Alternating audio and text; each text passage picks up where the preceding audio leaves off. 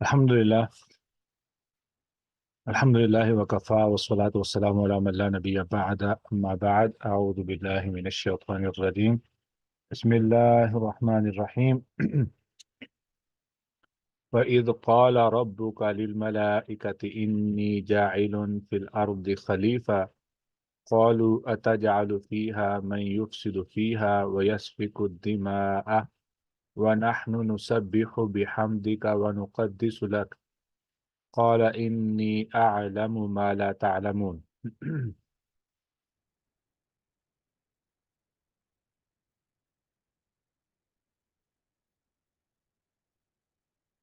اور جب کہا تیرے رب نے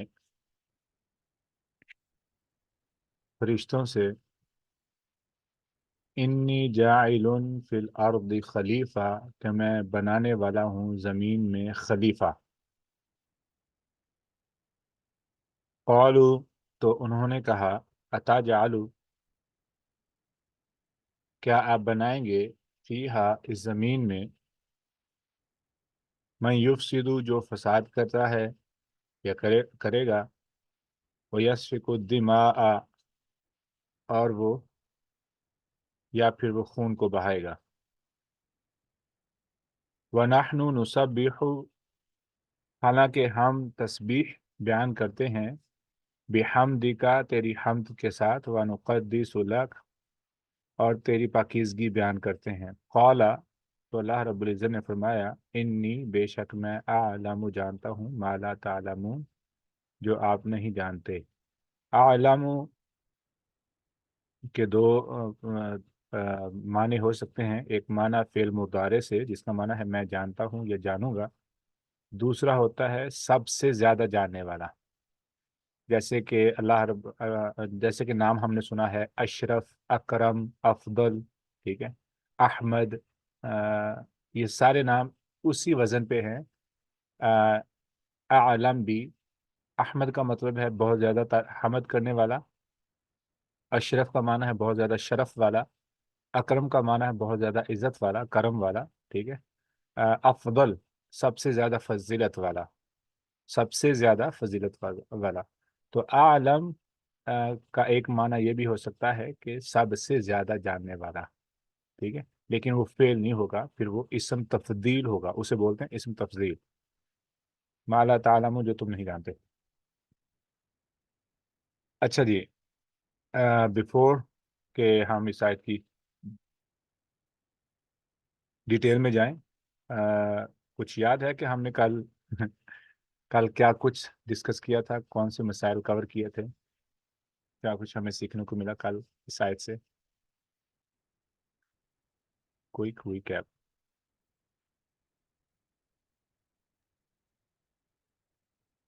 السلام علیکم ورحمۃ اللہ وبرکاتہ سر۔ وعلیکم السلام ورحمۃ اللہ۔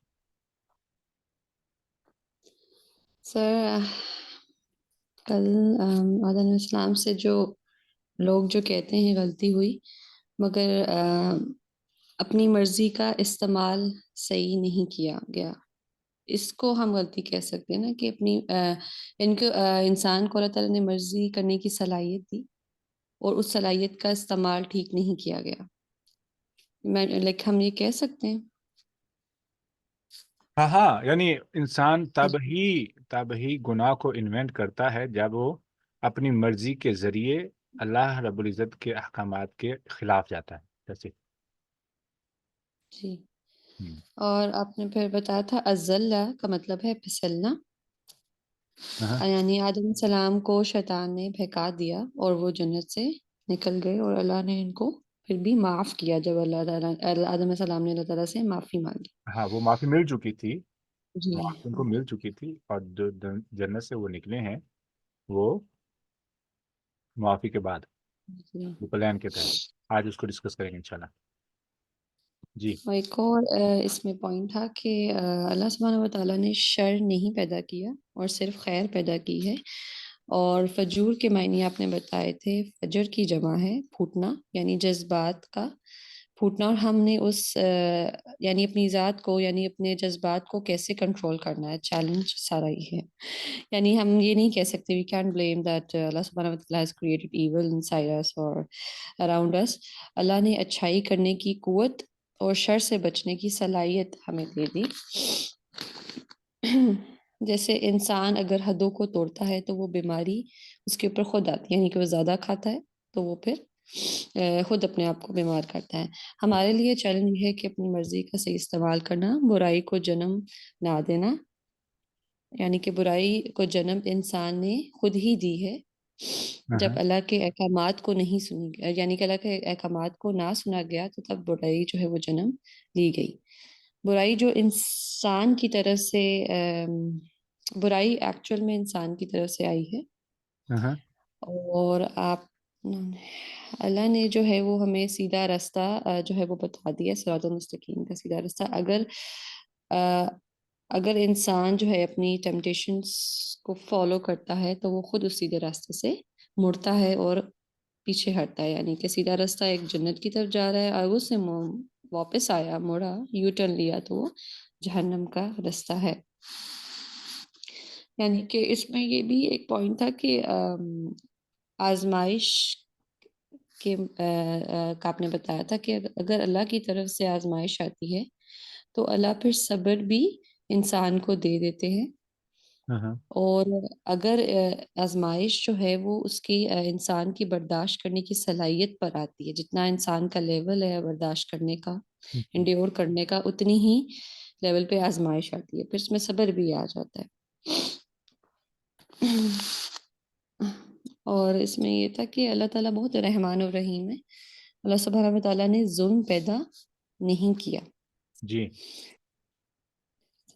اور ماشاء اللہ. شیطان کا یہ کام ہے وہ ہمارے سیدھے راستے پہ آگے میں بیٹھا ہے، نا ہمیں کس طرح سیدھے جزاکم راستے اللہ سے خیر. ہٹانا ہے.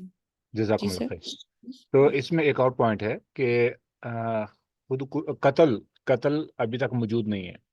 ٹھیک ہے، کائنات بن چکی ہے، انسان دنیا پہ آ چکا ہے، قتل موجود نہیں ہے. لفظ قتل موجود نہیں ہے. ٹھیک ہے، اور قتل کے بارے میں ابھی تک کوئی احکامات بھی موجود نہیں ہیں. قتل کے بارے میں کوئی احکامات بھی موجود نہیں ہیں. ٹھیک ہے، ابھی تک کوئی مرا بھی نہیں ہے ایسے سمجھ لیں. اگر مرا ہوتا تو حابیل و قابیل کو دفن کرنے کا تو طریقہ آنا چاہیے کم سے کم. ٹھیک ہے، تو کیا ہوا کہ جب انہوں نے اسی پوائنٹ کے تحت کہ شیطان نے ان کو پھسلایا، ایک کی قربانی قبول کر لی گئی اور دوسری کی قربانی ولم یتقبل من الآخر، دوسرے سے قبول نہیں ہوئی. اور جس کی قبول ہو گئی اس سے جس کی قبول نہیں ہوئی اس نے کہا کہ میں تجھے قتل کر دوں گا. ٹھیک ہے، اس نے کہا کہ اگر تم قتل کرنا چاہتے ہو تو یہ تمہارا فیصلہ ہے، میں اپنے ہاتھ کو نہیں اٹھاؤں گا یہ عقد لک کہ میں تجھے بدلے میں قتل کروں. اچھا، اب قتل ہو گیا، اس نے بھائی کو قتل کر دیا. اب اگر ہم کہیں کہ موت نہ ہوتی تو وہ نہ مرتا، وہ تو اللہ تعالیٰ کا فیصلہ ہے کہ اللہ تعالیٰ موت رکھی ہے. کیوں رکھی ہے؟ تاکہ ہم نے اس دنیا سے جانا ہے. اب اس موت کو کوئی ایکسیس کرے وقت سے پہلے، خودکشی کیوں جہنم میں لے جائے گی؟ کنفرم جہنمی بندہ ہے جو خودکشی کرتا ہے. ڈز ناٹ میٹر وہ کتنا نیک تھا، خودکشی کرنے والا سیدھا جہنم ہے. موت تو اللہ تعالیٰ نے مقرر کی ہوئی، اس کی تو موت لکھی ہے ایسے تھی پر نہیں. اللہ تعالیٰ نے اختیار دیا تھا کہ تو اپنی زندگی کا خیال کر، اگر تو اپنی جان کو خود سے نکالنے کی کوشش کرے گا، جان میں تو نکال دوں گا، پر اس کی سزا کیا ہے؟ تیرے فیصلے پر تجھے جہنم میں جانا پڑے گا، کیونکہ that's not my decision, that's you are making your own decision. تو لائف کو تو اپنی کو خود ضائع کر رہا ہے. اب اس کو قتل کیا اس نے، اس کے بھائی نے. ٹھیک ہے، اور اب کیا ہوا وہ سارا واقعہ آپ کو معلوم ہے. ٹھیک ہے، تو یہ گناہوں کو ہم نے انوینٹ کیا ہے، ہم نے. ٹھیک ہے، کسی بھی میں نے یہ قانون آپ کو بتایا تھا کہ اللہ رب العزت نے قوانین سیٹ کیے. ہر چیز نے ختم، کلو من علیہا فان، ہر چیز نے فنا ہونا ہے، ہر چیز نے ختم ہونا ہے. ہر چیز سے کیا مراد ہے؟ ہر چیز، ہر چیز. صحت آتی ہے جاتی ہے. ٹھیک ہے، زندگی ختم ہوتی ہے، آتی ہے جاتی ہے. ٹھیک ہے، تو یہ ہر چیز نے فنا ہونا ہے، ہر چیز نے. تو یہ اللہ تعالیٰ نے ایک اصول بنایا. کس لیے بنایا؟ تاکہ دنیا اپنے اختتام کو پہنچے. کیوں؟ یہ دنیا is not a permanent place. یہ ہمیشہ کی جگہ نہیں ہے، اس نے ختم ہونا ہے. تو اللہ رب العزت نے اس کے لیے اصول سیٹ کیے. تو میں نے کیا کیا، جب میں نے جیسے کہ ہم نے کل ابراہیم علیہ السلام کے بارے میں پڑھا کہ وہ یطعمنی و یسقینی، وہ مجھے کھلاتا بھی ہے پلاتا بھی ہے. وَإِذَا مَرِضْتُ فَهُوَ يَشْفِينِ، اور جب میں بیمار ہوتا ہوں تو وہی. اب یطعمنی و یسقینی کے بعد آ رہا ہے جب میں بیمار ہوتا ہوں. ٹھیک ہے، تو اس کا مطلب یہ ہے کہ انسان جب بھی ایکسیسو ہوتا ہے کسی بھی معاملے میں تو اپنی صحت کو خراب کرتا ہے. خراب کیوں ہوگا؟ وہ ایکسیسونیس ہے وہاں پہ. ایکسیسونیس کسی بھی چیز کی یا کسی بھی چیز کی کمی وہ انسان کو بیماری کا سبب بناتی ہے انسان کے لیے. اب اگلا جو پوائنٹ ہے، اس سے پہلے کہ ہم اس واقعے میں ڈیٹیل میں جائیں، ہمیں سمجھنا ہے کہ ہو کیا رہا ہے یہاں پہ. کیونکہ دو ایسے کردار ہیں جن کرداروں کو ہم نے سمجھ لیا، تو ہماری ایمانی کیفیت کا انداز یا ایمانی کیفیت مختلف ہو جائے گی، بہتر ہو جائے گی بہت زیادہ. اور اس کے ساتھ ساتھ بہت سارے ایسے شکوک و شبہات کہ ہم شاید کسی سے نہ پوچھ سکیں، ان کے جوابات بھی اس کلاس سے یا سیشن سے وہ دور ہو جائیں. سب سے پہلے جو کل بات ہو رہی تھی شیطان کے بارے میں، کہ شیطان جو ہے وہ اس کو بھی اللہ تعالیٰ نے ہی پیدا کیا ہے. میں نہیں کہہ رہا ہوں کہ کسی نے ایسے کہا ہے، لیکن میں اس کو اپنے انداز سے ترتیب دے رہا ہوں تاکہ ممکنہ طور پر وہ سوالات جو پیدا ہو سکتے ہیں ہم ان کو خود ہی کور کر لیں.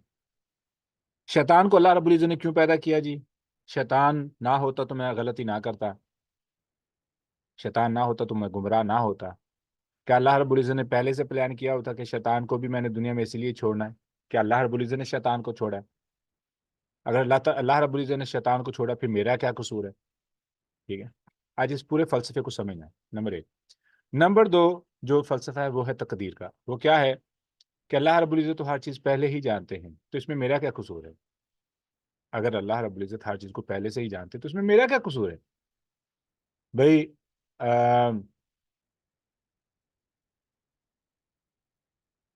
یہ جو گناہ ہو گیا ہے اس میں میرا کیا قصور ہے؟ میں تو نہیں کرنا چاہتا تھا، لیکن یہ تو مجھ سے کروایا ہے. کیوں؟ اگر نہ اللہ رب العزت مجھے روک لیتے تو میں گناہ نہ کرتا. اللہ رب العزت نے مجھے نہیں روکا تو میں نے گناہ کر لیا. تو اللہ تعالیٰ نے یہ ساری اٹریکشنز پیدا کیوں کی ہیں بھائی؟ یہ کیوں پیدا کیا؟ میں ان گناہوں میں پڑ جاتا ہوں. ٹھیک ہے، یہ وہ سوالات ہیں جو ایتھیسٹ آتے ہیں پوچھتے ہیں، ان کو پوچھنا چاہیے.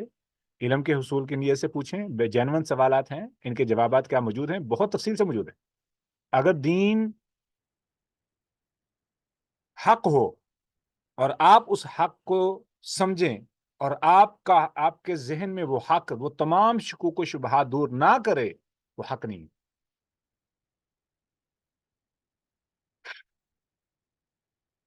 کیسے مجھے پتا چلے گا کہ حق حق ہے؟ یہ پہلے سوال ہو چکا ہے، یہ میں نے پہلے بات کی بھی ہے. کوئی بتائے گا کہ حق کو حق کیسے تسلیم کیا جائے گا، کیسے پہچانا جائے گا کہ یہ حق ہے؟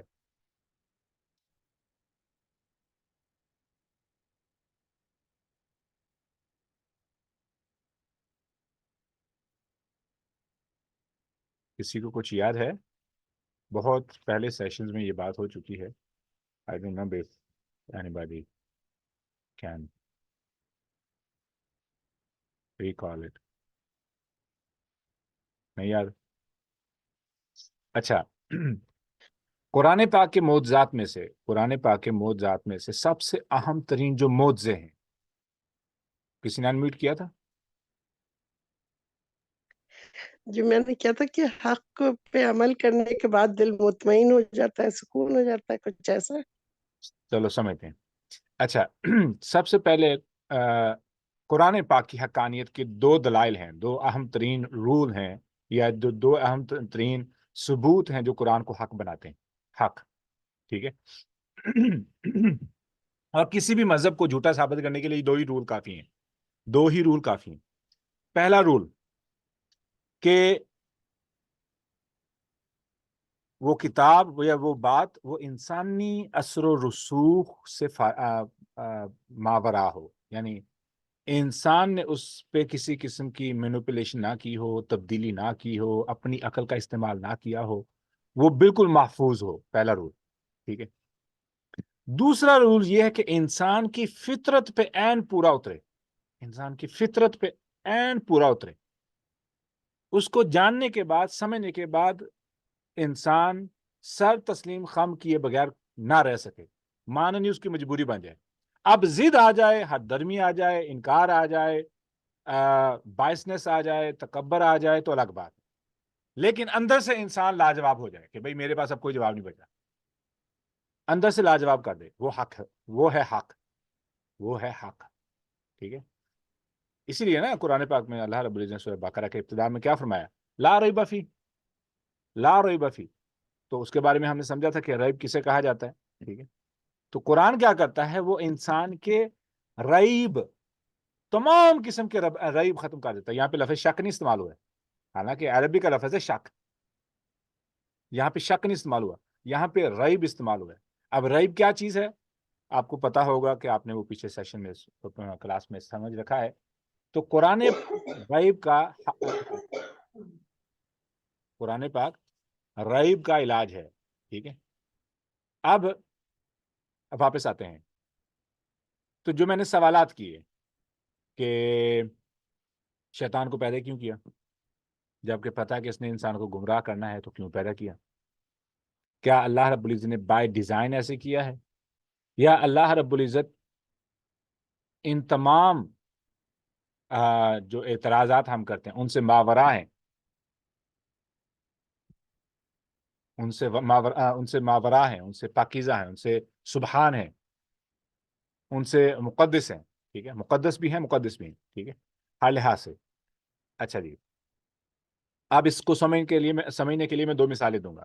2 مثالیں. پہلی مثال، ایک شخص ہے جو محنت کرتے کرتے کرتے کرتے ملازم سے، چوکیدار سے جو ہے نا وہ اس کی پروموشن ہوئی، اسے محنت کر رہا تھا.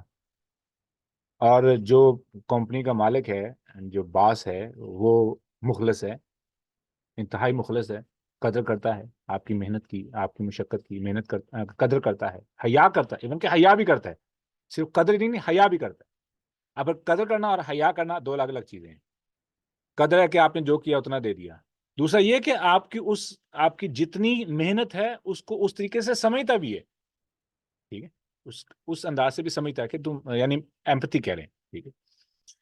ہوا کیا کہ وہ بندہ چوکیدار تھا، چوکیدار سے اس کو سپروائزر بنایا گیا. ٹھیک ہے. اس فیلڈ کا وہ بندہ محنت کرنے والا تھا. محنت کرتے کرتے کرتے اس نے سب کچھ سیکھا.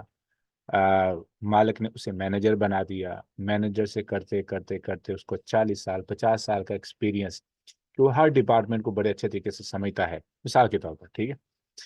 ہوا کیا کہ ایک دن باس نے بلایا کہ تمہاری پروموشن ہونے والی ہے. ٹھیک ہے. یا اس سے امید ہے کہ اب پروموشن آنے والی ہے اور میں CEO بن جاؤں گا، میں سب سے جو ٹاپ پوزیشن ہے وہاں پہ آنے والا ہوں. ٹھیک ہے. Under the owner. ٹھیک ہے. اب ہوا کیا کہ دا ڈے جب اس بات کا فیصلہ ہونا تھا کہ CEO کی پوزیشن پہ اس بندے کو بٹھایا جائے یا اس بندے کو جو ہے نا یہ پوزیشن دی جائے، وہ مالک کیا کرے کہ ایک باہر سے ایک بچہ لے آئے، اپنا بھتیجا بانجا کوئی بھی، ایسے سمجھ، کوئی بھی باہر سے ایک بچہ لے آئے اور کہے کہ آج کے بعد یہ CEO ہے. یہ میرے استاد انہوں نے مثال دی اور بڑی مزیدار مثال ہے. آپ کے ذہن میں ہمدردی کا حقدار کون ہے؟ ہمدردی کا حقدار کون ہے یہاں پہ؟ جو سنسیئرلی کام کر رہا تھا، پہلے سے کام کر رہا تھا. ٹھیک ہے. وہ کام تو کر رہا تھا. ٹھیک ہے. اب ہوا کیا کہ اس بندے کو اس بات کا دکھ ہونا چاہیے تھا. ہوا ہے دکھ. اب سوال یہ پیدا ہوتا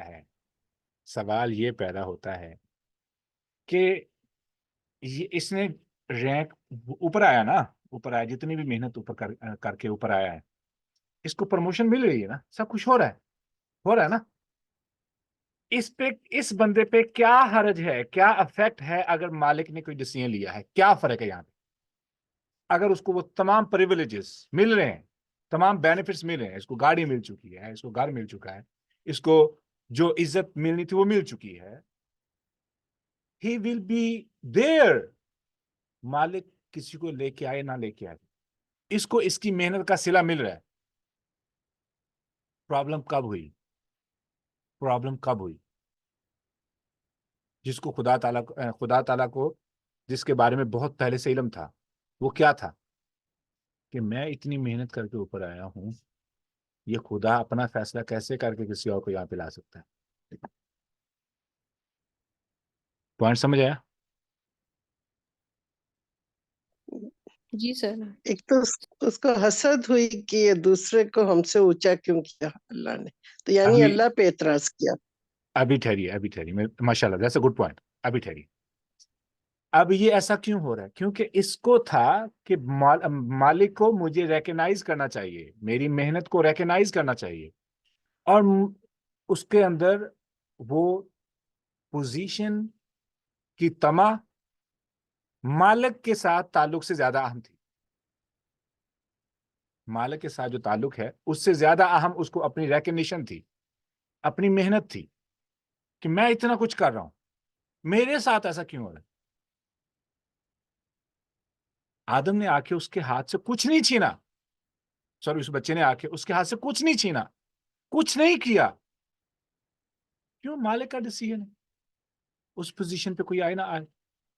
اب اس کو اس بات کا حرج ہوا ہے کہ بھئی میں تھا حقدار، مجھے اس پر یہ پوزیشن ملنی چاہیے تھی. کیوں؟ اللہ رب العزت فرمایا نا کہ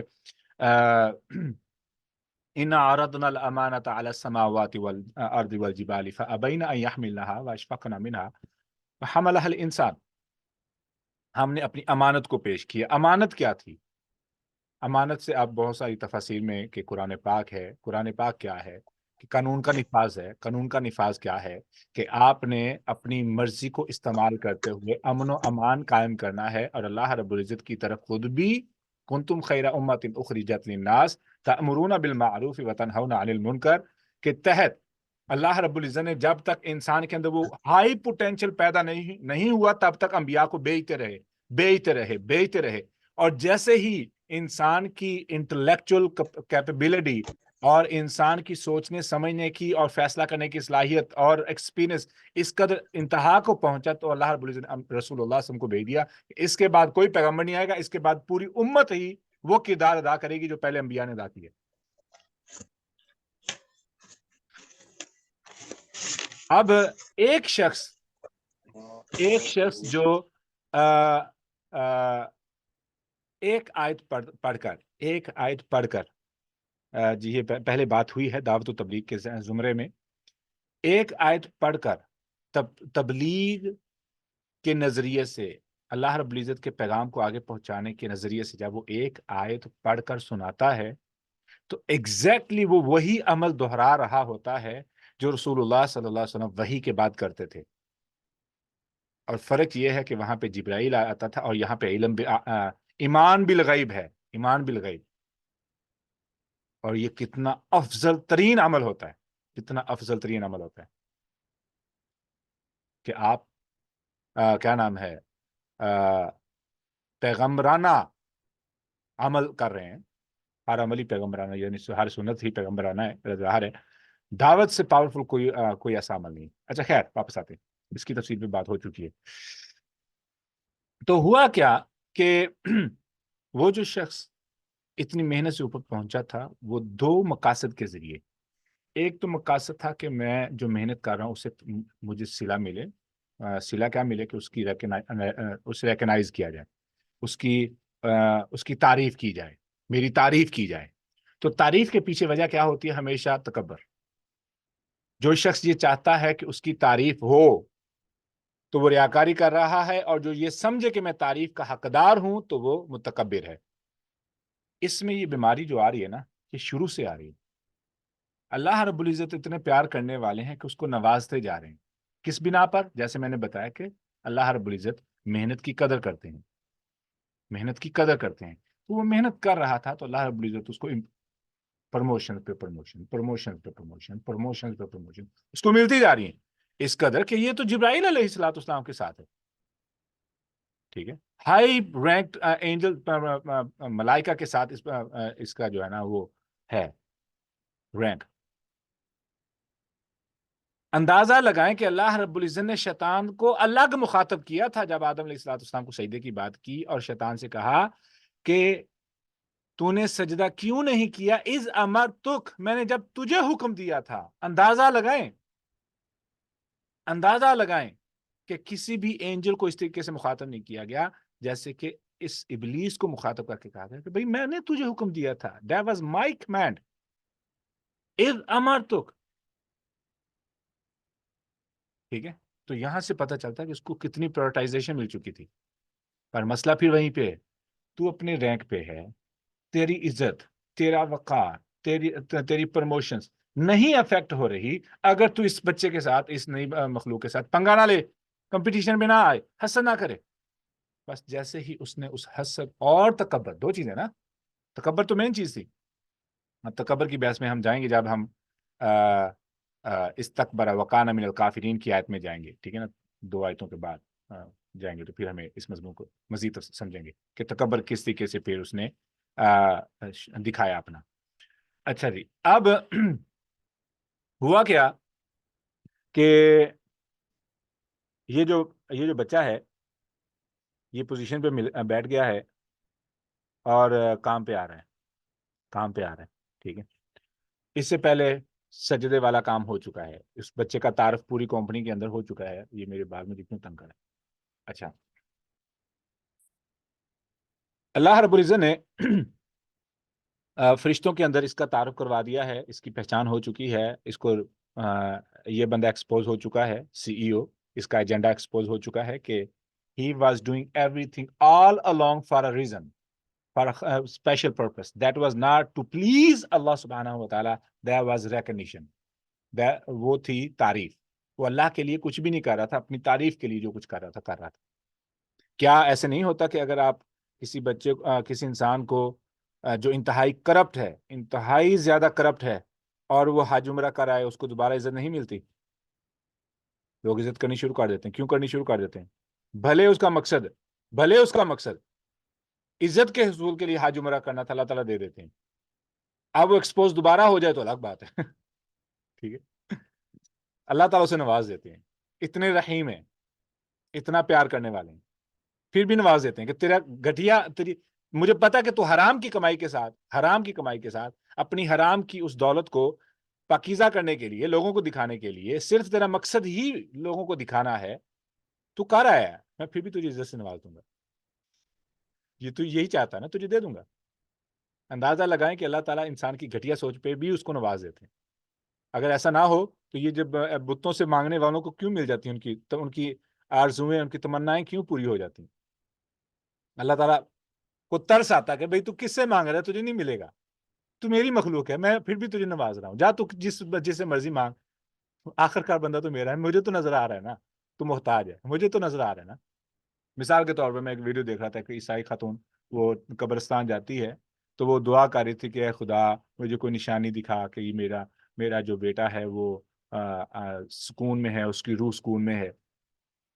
تو جیسے ہی وہ قبرستان میں داخل ہوئی تو چڑیا آ کے اس کے ہاتھ پہ بیٹھ گئی، اور وہ رو رہی ہے، رو کے خدا کی وہ تعریف کر رہی ہے کہ مجھے تو یقین نہیں تھا کہ یہ ایسے ہو سکتا ہے۔ واو، یہ کیا ہو رہا ہے؟ خالق کی اپنی مخلوق کے ساتھ محبت، بات ختم۔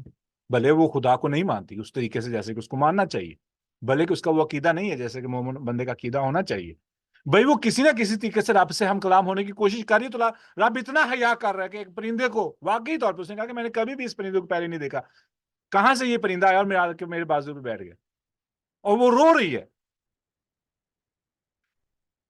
اللہ تعالیٰ اتنی حیا کرتے، اتنا پیار کرتے اپنے بندے سے۔ خیر، ہوا کیا کہ یہ وہ بندہ ایکسپوز ہو چکا ہے، پتہ چل چکا ہے یہ بندہ ٹھیک نہیں، اس کے ارادے ٹھیک نہیں ہے، بچہ سیٹل ہو چکا ہے۔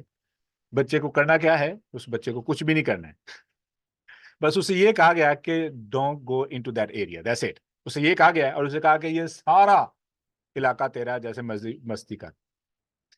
اب اور مزے کی بات کیا ہے، اس سے پہلے کہ یہ اناؤنس ہو کہ تو اپنی مرضی کر، جیسے مرضی کر، یہ اناؤنس بھی ہو چکا تھا کہ یہ بچہ جو جسے سی ای او بنایا گیا ہے یہ پرماننٹلی اس جگہ پہ نہیں رہے گا، اس کو ایسے سمجھ لیں کہ لاہور سے اس کو سوات یا آکوپائڈ کشمیر یا ایسے علاقے میں بھیجنا پڑے گا جہاں پہ اسے بہت سارے چیلنجز کا سامنا کرنا پڑے گا. بچے کو اس بات کا علم نہیں ہے کہ میرے ساتھ یہ ہونے والا ہے. کہ آدم علیہ السلام کو جنت میں کہا گیا تھا کہ میں نے تجھے دنیا میں بھیجنا ہے؟ نہیں. آدم علیہ السلام سے پہلے کلام ہوا ہے.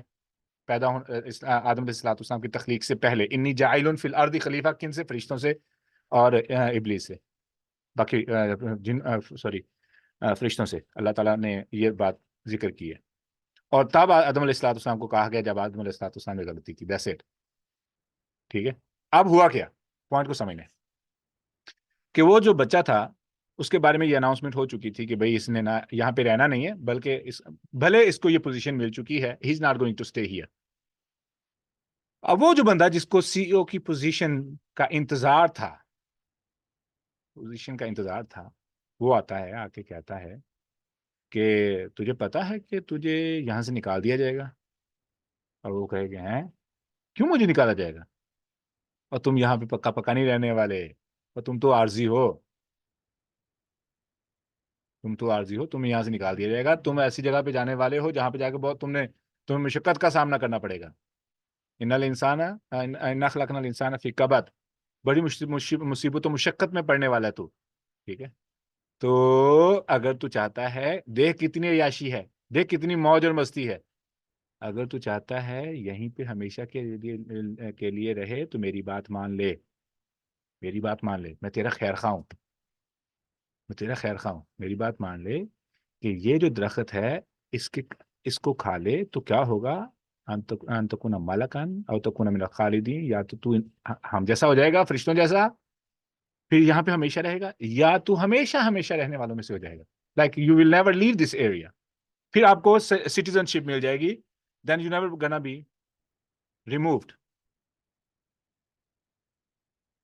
اچھا، اب یہ بندہ سوچ رہا ہے کہ یہ ایسا کیوں ہو رہا ہے، ایسے مجھے کیوں نکالا جائے گا. ایک دن کیا ہوا کہ آفس میں آنا تھا تو یہ مستی تو کر رہا ہے، پوری مستی کر رہا ہے. ایک دن اب یہ اناؤنس ہو چکا کہ کل کو اس کے جانے کا ٹائم ہے، اس نے کل کو جانا ہے. تو یہ بچہ جو ہے آفس میں صرف 5 منٹ سے بھی جو ہے نا وہ لیٹ پہنچا، اور جو آنر ہے اس نے بلا لیا.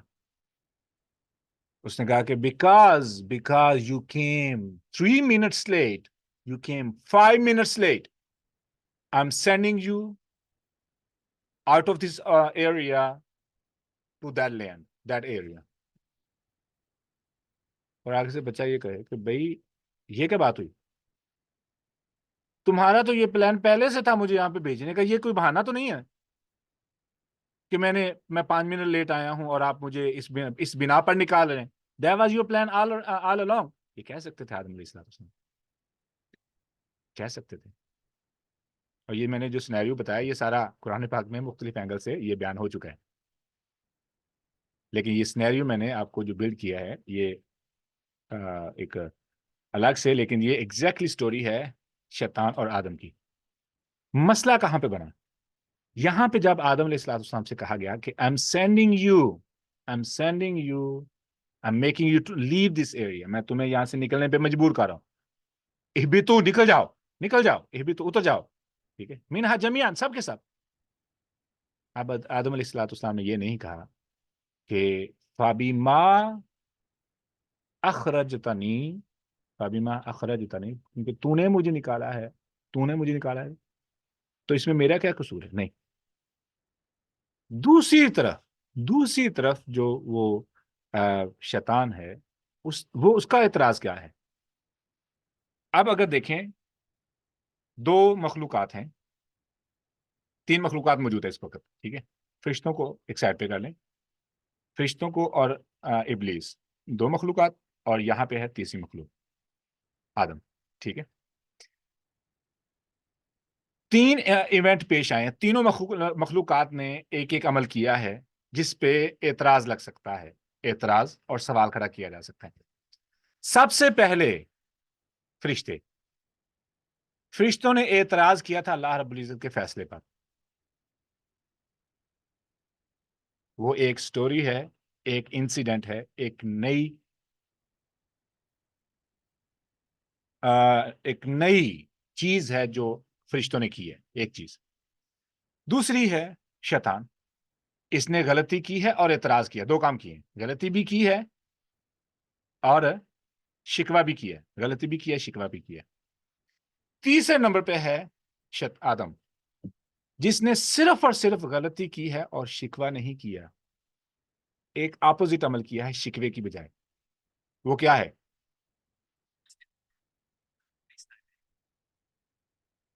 کس کو یاد ہے کہ آدم علیہ السلام نے کیا کیا تھا؟ شیطان نے غلطی کی اور شکوہ کیا، اعتراض کیا، شکوہ کیا۔ آدم علیہ السلام نے بھی غلطی کی، لیکن کیا کیا؟ توبہ کیا۔ تو توبہ کی۔ اب یہ تین ہو گئے نا عمل، تین عمل ہوئے، ٹھیک ہے۔ اب جہاں تک بات ہے فرشتوں کے اعتراض کی، اعتراض ہے اللہ رب العزت کے فیصلے پر، اور وہ ہماری بات کافی تفصیل سے ہو چکی ہے پچھلے سیشن میں، ٹھیک ہے۔ اچھا، تو اس اعتراض پر اللہ رب العزت کا جو ریاکشن ہے، جو جواب ہے، وہ ہم نے کافی ڈیٹیل سے سمجھ لیا۔ اب آئی بات دوسری مخلوق کی، وہ کون ہے؟ شیطان، ابلیس، ٹھیک ہے۔ ابلیس کا نام اتنی دیر تک ابلیس رہا جب تک اس نے ایک حرکت نہیں کی، ایک گناہ نہیں کیا۔ جیسے ہی اس نے وہ گناہ کیا تو اللہ رب العزت اس کا نام بدل دیا۔ وہ کون سا گناہ تھا؟ ایک گناہ اس نے کیا،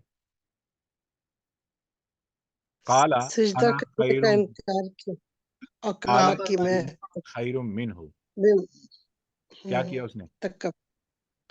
تکبر کیا، سجدہ جیسے ہی نہیں اس نے کیا۔ تکبر کیا تو اللہ رب العزت نے اس کا نام بدل دیا، فرمایا وَكَانَ مِنَ الْكَافِرِينَ۔ انکار کرنے کے بعد تکبر کیا، اور فرمایا، اللہ رب العزت نے فرمایا کہ یہ تو پہلے دن سے ہی کافر تھا۔ کانا من الکافرین، he was all along among the disbelievers۔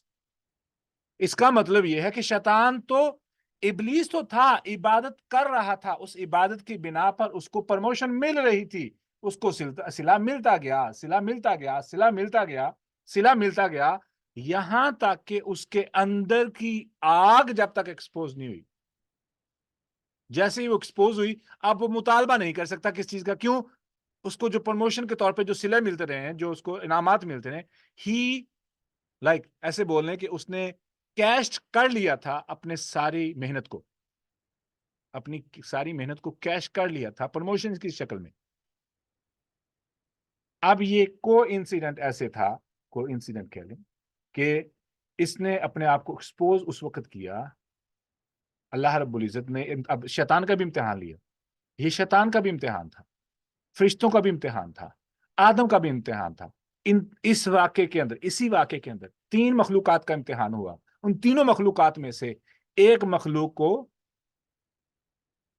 جو ہے نا سوچنے سمجھنے پر جو امتحان لیا گیا، انہوں نے اپنی علم کی جو جستجو ہے، جو طلب ہے ادب کے دائرے میں رکھتے ہوئے اللہ کے سامنے پیش کی، اللہ رب العزت نے اس کو پورا کر دیا، اور انہوں نے جب ان کے تمام شکوک و شبہات ہو گئے اور سر تسلیم خم کر لیا، یعنی کہ ان کے اندر اعتراض بالکل باقی ہی نہیں بچا، اس قدر ان کے اندر ایمان اور پختگی آ گئی کہ جب اللہ نے ان کو سجدے کا حکم دیا تو انہوں نے کر دیا بغیر کسی ہچکچاہٹ کے، they were pure۔ تو یہ پہلی مخلوق۔ دوسری مخلوق شیطان، ابلیس کا امتحان لیا گیا اسی سیم انسیڈنٹ پر، آدم کے انسیڈنٹ پر، ٹھیک ہے۔ اللہ رب العزت نے مخلوقات کو ایکسپوز کر دیا آدم کے ذریعے، ٹھیک ہے۔ فرشتوں کے سامنے ابلیس کو ایکسپوز کر دیا، ابلیس کے سامنے فرشتوں کو دکھا دیا کہ اس میں اور ان میں کیا فرق ہے۔ تو کیا ہوا کہ جیسے ہی ابلیس کے امتحان کی باری آئی تو ابلیس فیل ہو گیا۔ وہ اپنے جذبات کو، اپنے اندر کے تکبر کو، اپنے اندر کی ریکگنیشن کی طلب کو، پہچان و طلب، تعریف کی جو طلب تھی اس کو چھپائے نہ رکھ سکا، ایکسپوز کر دی کہ میں بہتر ہوں، تو یہ فیل ہو گیا۔ اب امتحان ایک اور مخلوق کا بھی ہوا، وہ کیا تھا کہ اس کے اندر میں نے علم دینے کے بعد اس کے اندر جذبات کا چشمہ رکھ دیا ہے اور استعمال کی بھی ساری صلاحیت دے دی ہے۔ اب آدم علیہ السلام نے غلطی کی اور ساری غلطی اٹھا کے اپنے گلے میں ڈال دی۔ अपने गले में डाल के रब्बना ज़लमना अनफुसना व इल्लम तगफिर लना व तरहमना लनकूनन्ना मिनल खासिरीन। अल्लाह रब्बुल इज़्ज़त ने कहा ओके तूने माफ़ी मांग ली है। और मज़े की बात क्या है, माफ़ी मांगने का तरीका नहीं उनको समझ आ रहा था कि माफ़ी कैसे मांगे। इमेजिन करें कि गलती कर ली है, शर्मिंदा इतना हो रहे हैं, और ये शर्मिंदगी ही अल्लाह को चाहिए। याद रख लेना, अल्लाह को अल्फाज से गरज नहीं है, जितनी हकीकी नदामत और शर्मिंदगी अल्लाह को चाहिए। और हकीकत में नदामत है भी, नदामत ही तौबा है, नदामत तो शर्मिंदगी ही तौबा है। और जैसे ही वो नदामत गुनाह से खत्म हो जाए, फिर तौबा का फायदा ही नहीं रहता है। इसीलिए रसूलुल्लाह सल्लल्लाहु अलैहि वसल्लम ने फरमाया इज़ा लम तस्तही फस्ना मा शि'त, जब तुझ में हया खत्म हो जाए तो फिर जो मर्जी कर। ठीक है। अच्छा, अब आदम अलैहिस्सलातु वस्सलाम ने जब नदामत नदामत इतनी महसूस हुई, इतनी महसूस हुई, शर्मिंदा हो रहे हैं इंतहाई ज्यादा। आप शर्मिंदा क्यों हो रहे हैं?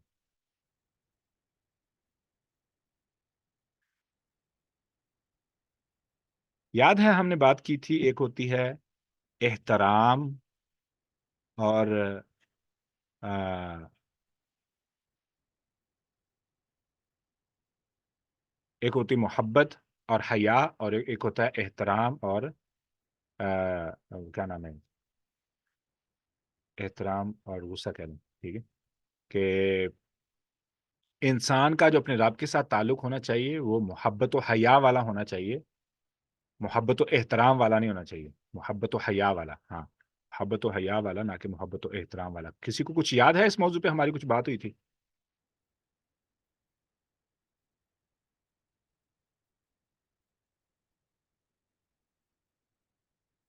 नहीं?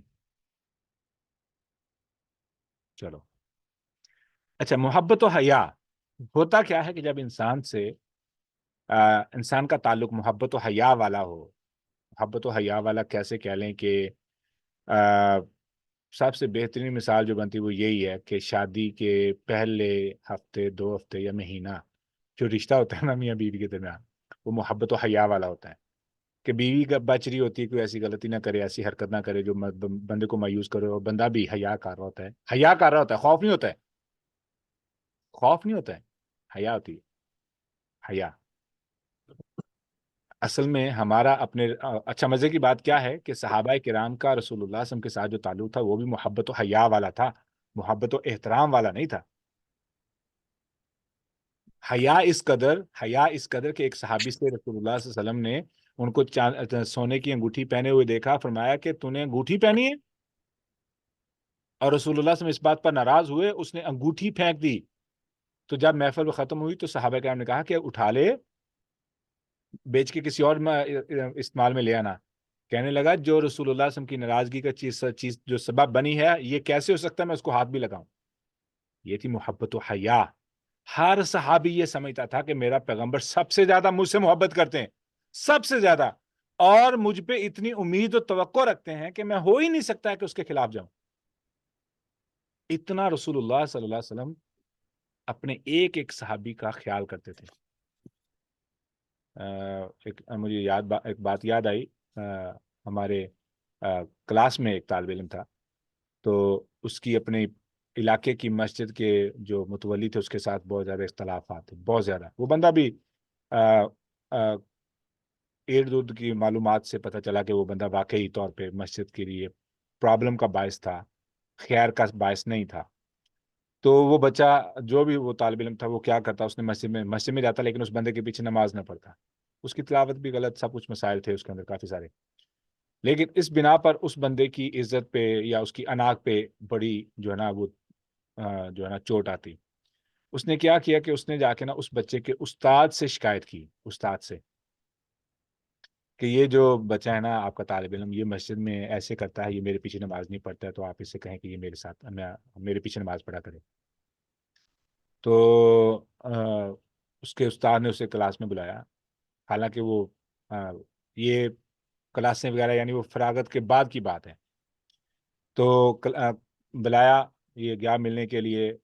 उन्होंने बिठाए रखा, 2-3 घंटे बिठाने के बाद कहा कि तुझे सिर्फ एक मकसद के लिए बुलाया कि हमारे पास ये शिकायत आई थी कि आप अपनी मस्जिद के इमाम के पीछे, भले वो जो भी कर रहा है ठीक नहीं कर रहा है, ہمیں بھی معلوم ہے، لیکن اس نے یہ شکایت کی کہ آپ نماز نہیں پڑھتے ہو، آپ کو اس کے پیچھے نماز پڑھنی ہے، اور آپ کے بہاف پہ ہم نے یہ کہہ دیا کہ آپ کے بارے میں دوبارہ شکایت نہیں آئے گی۔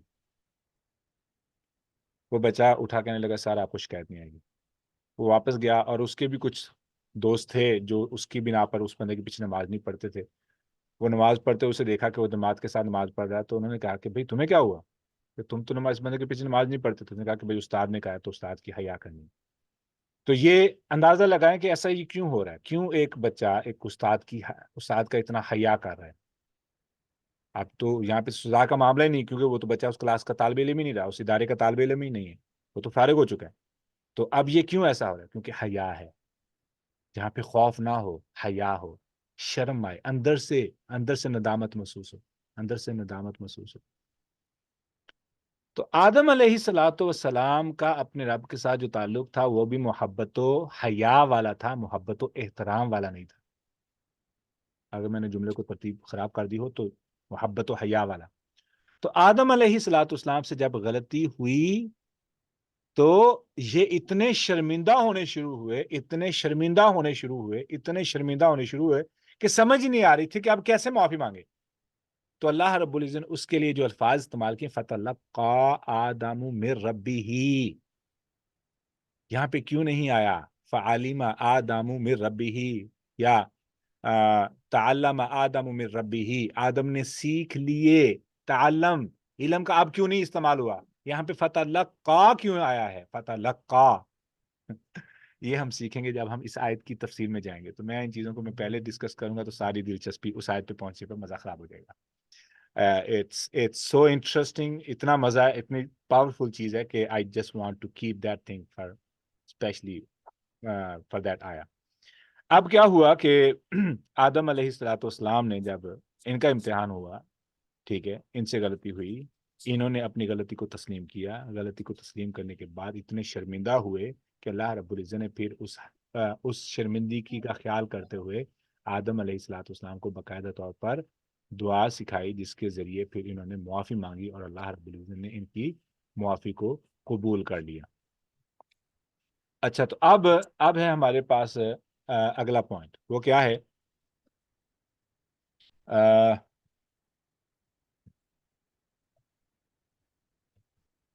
کہ اگر اللہ رب العزت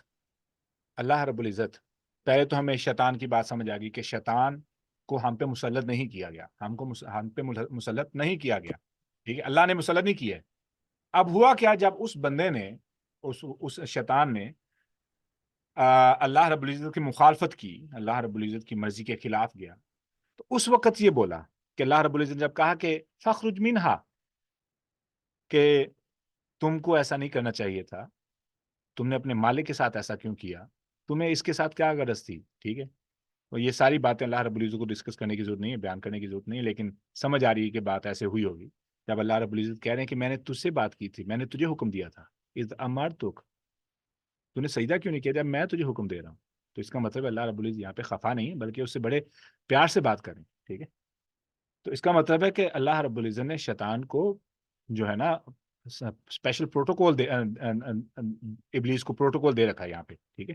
اسی بنا پر تو یہ ابھی بھی اندازہ لگا لیں کہ کتنا وہ مشرک گھٹیا ہو سکتا ہے، کتنا وہ مشرک گھٹیا ہو سکتا ہے کہ وہ اللہ رب العزت سے نہ مانگے، اللہ رب العزت سے نہ مانگے، اور اندازہ لگائیں شیطان کا کہ اس کو اپنے رب پہ اتنا یقین اور وشواس نہیں، یقین ہے، ٹھیک ہے، کہ اللہ رب العزت کے ساتھ بغاوت کرنے کے بعد بھی اللہ سے مانگ رہا ہے، اور اللہ رب العزت پھر بھی اس کی قبول کر رہے ہیں، اور یہاں پہ گھٹیا مسلمان لوگ ہیں کہتے ہیں اللہ تعالیٰ ہماری نہیں سنتا، اتنے بیمار ہیں، کیا بولوں، اتنے مفلوج ہیں علمی طور پر، ذہنی طور پر، وہ سمجھتے ہیں کہ خدا ان کی نہیں سنتا۔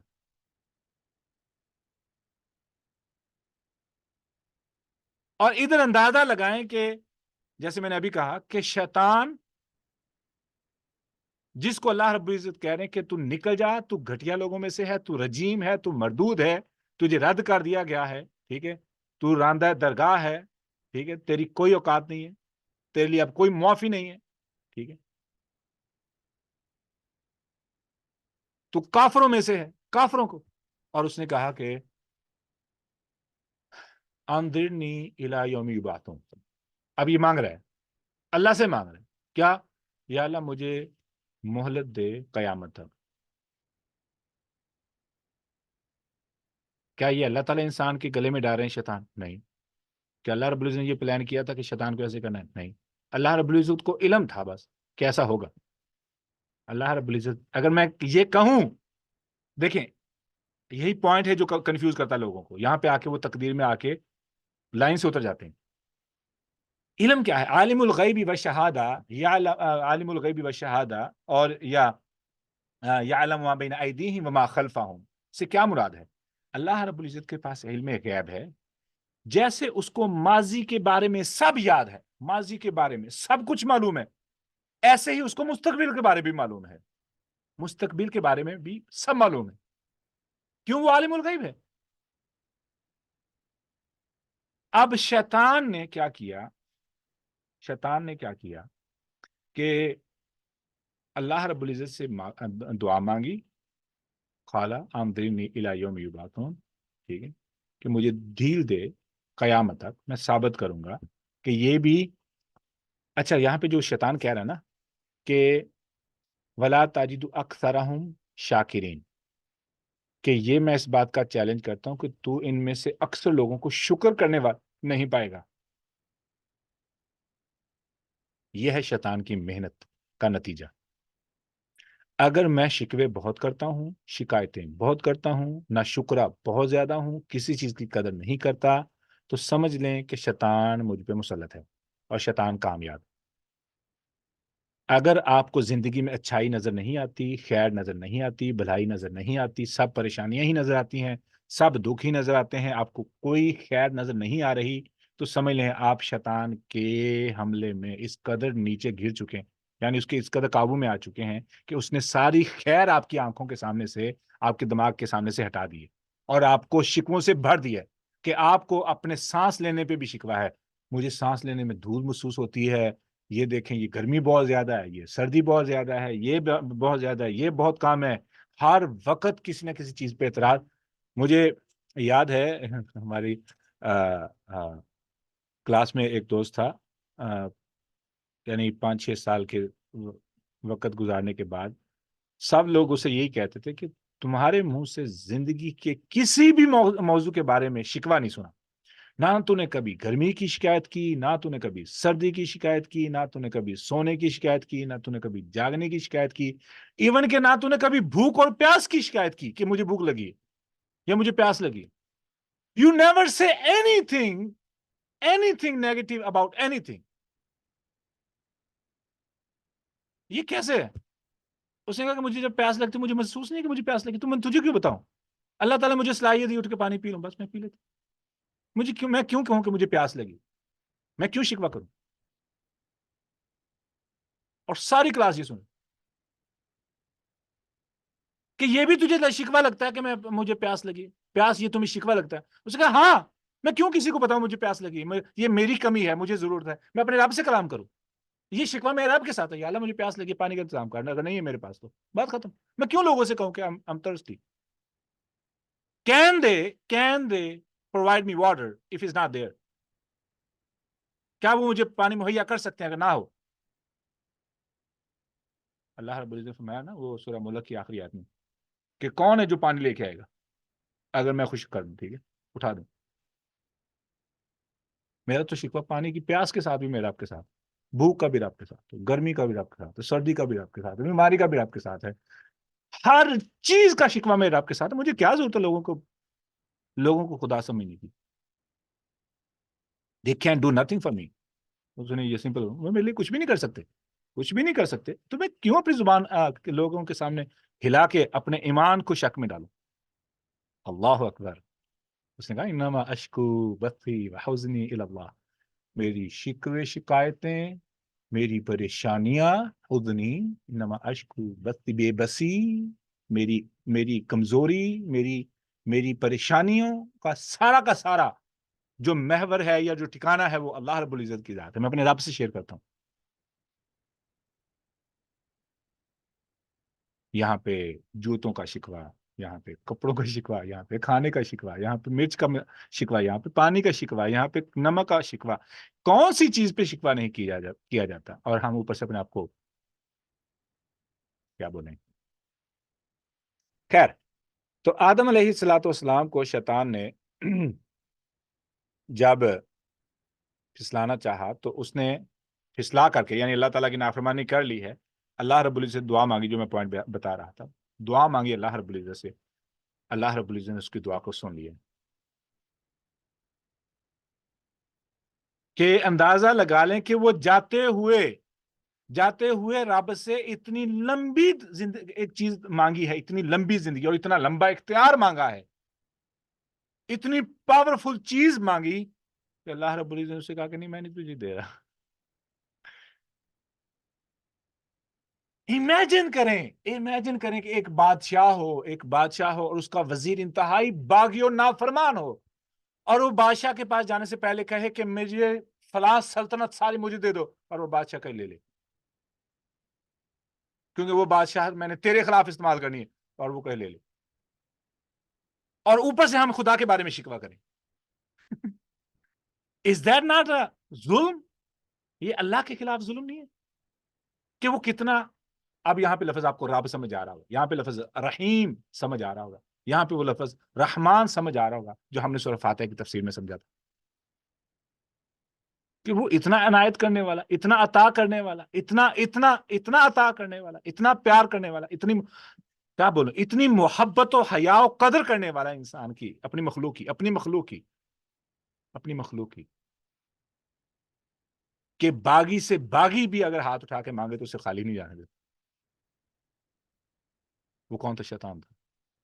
اور یہاں پہ ہمارے 2 نمبر ملاؤں نے ایک صدیوں کی محنت سے نسلیں تیار کی ہیں جن کا یقین ہے کہ رب نہیں سنتا. اور یہاں پہ ابلیس ہے، کفر کے بعد بغیر وسیلے سے رب سے مانگ رہا ہے، رب پھر بھی سن رہا ہے.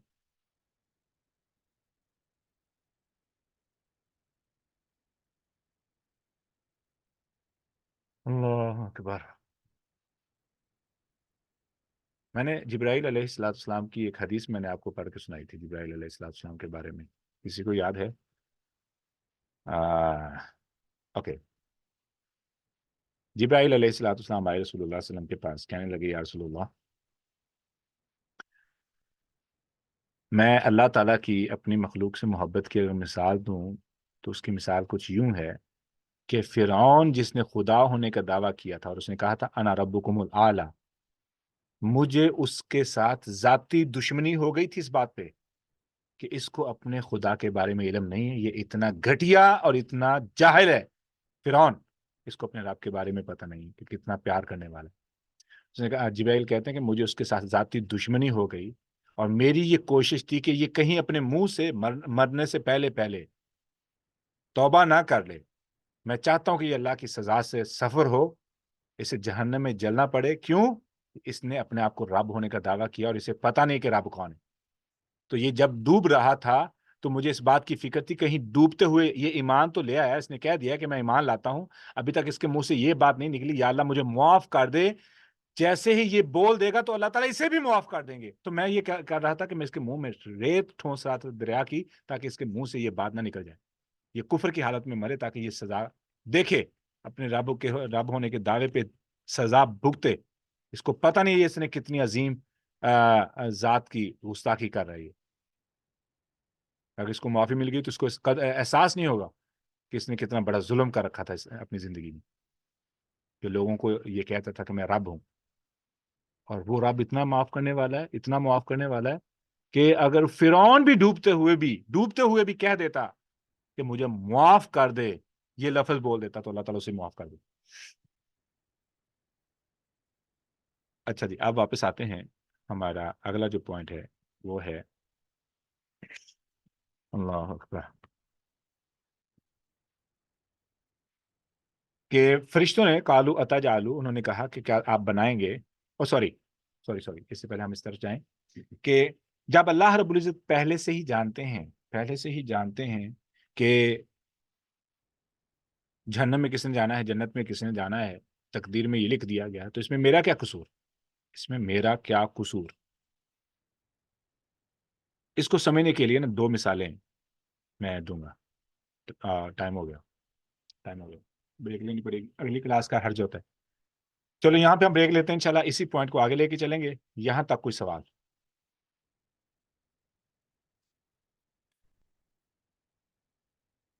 Is it clear to everybody what we discussed until now? سارے جاگ رہے ہیں یا سو رہے ہیں؟ کوئی آواز ہی نہیں آ رہی، کوئی ان میوٹ ہی نہیں کر رہے۔ اوکے، آئی سی دیٹ، جزاک اللہ خیر۔ اوکے، کوئی سوال اس کے علاوہ؟ یہ سوال لکھ لیں انشاءاللہ، تاکہ میں اگر بھول بھی جاؤں تو مجھے آپ یاد کرا دینا کہ تقدیر میں اگر سب کچھ لکھ دیا گیا ہے تو اس میں میرا کیا قصور ہے۔ الحمدللہ، اللہ رب العزت سے دعا ہے جو سنا ہے سنایا ہے صحیح بات پر ہمیں عمل کی توفیق عطا فرمائے، اور غلط بات کے شر سے مجھے بھی اور آپ لوگوں کو بھی محفوظ فرمائے۔ سبحانک اللہم ربنا و بحمدک، اشہد ان لا الہ الا انت، استغفرک و اتوب الیک۔ السلام علیکم ورحمۃ اللہ وبرکاتہ۔